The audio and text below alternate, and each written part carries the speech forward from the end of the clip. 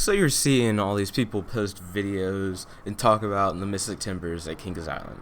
So how is it really? Well, you came for an honest review, especially since I just made a video about how bad the Rattle on Diamondback is. You know this review is going to be honest. So let's get into it. Now, starting with wait times, I'm sure they'll be long, but I happened to get the first ride of the day, and I did wait in a few lines after that, so it is worth the wait. I'm just going to start by telling you that. Now, my first ride was in the back, and apparently that is the best seat. The lady who was in front of us while we were going up the lift chain assured me I was in the best seat. So now let's just go ahead and get into the ride. You're going to do a few things before the lift hill, nothing special. And as you're going up the lift hill, you're going to hear people telling you, like, play video games. I don't really understand how, I guess they're trying to relate to more, like, I don't know what they were trying to do there, but it's there. And you'll be like, so when does the chain speed up? And then, boom, it speeds up.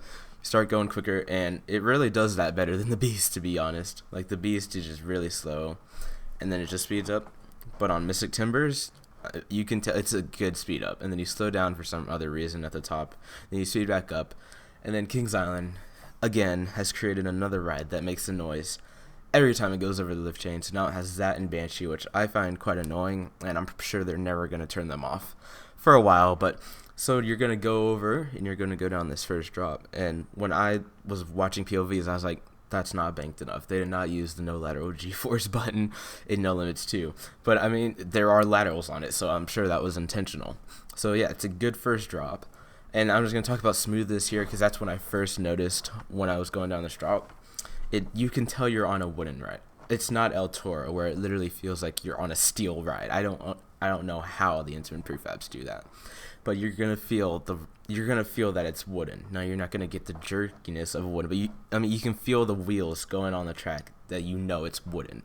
So you do get that wooden rattle, of course, which, I wasn't expecting. I was expecting an intimate prefab, because it was like, oh yeah, GCI 100% smooth. But it is what it is. It doesn't ruin the ride at all. It's still great.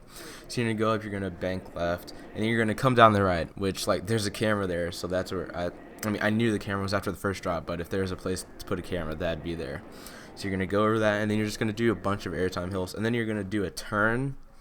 There's an S-curve in there somewhere too, but you're gonna do a turn through a tunnel, which I guess they had the tunnels there to make it feel like you're going a lot faster than you already are, but it is what it is. You're going around a turn, nothing exciting there, and then you're going to do some more airtime hills. There's a sideways airtime hill, and I was like, before the very end, and I was like, boy, this isn't RMC. But it is a sideways airtime hill. I don't even know if it's an airtime hill. It's just a bank. Let's say something they forgot to smooth out in No Limits, but it's fine. And then you go up, and you hit the brake run. It's nothing harsh. Just a smooth brake run. I'm really trying to go in depth for you guys. And then you're just going to go in the shed. And it just gets really dark. And I wish that there's 3 sheds, but I wish there was, I guess, 3 versions of the onboard audio that you hear.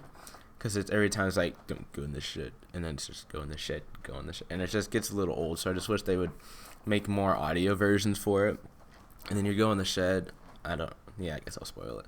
You can either, it always plays this really old, I don't know how old it is, but I don't know the name of the song either, but it plays this song while you wait for the next train to dispatch, and once the next train is dispatched, then you go into the station, and that's when you either get bats, some sort of tree monster, and I think it's some, like, demonic owl or something that comes out and scares you. So yeah, that's what's in the shed, and you just turn right back into the station, and you're greeted, of course, Cedar Fair staff. And yeah, and the ride's over. So basically, I would give this, I guess, an 8 out of 10, just because I wasn't expecting much, because I knew it was a GCI. I was expecting it to be smoother, but you can tell it's wooden. I was expecting an Enderman prefab, but that's my fault for expecting that. And yes, it is a good ride. It's definitely a must ride at Kings Island, no matter the wait, unless it's 4 hours. But yeah, it definitely was a great addition. You can tell it's a family ride. You can tell that's what GCI is oriented to, because they don't make them tall. And you can just tell when you're on it, like, okay, this is supposed to be for all families. So it's not like the Racer, but you can definitely relate the two. Lots of airtime hills, and they're, sort of styled to be family rides. But they are both great rides. Mystic Timbers is absolutely amazing. So thank you guys for watching this video, and be sure to like, comment, and subscribe. It does live up to the hype, and it's definitely something you have to do this year. Thank you very much, guys, and I'll see you in the next video.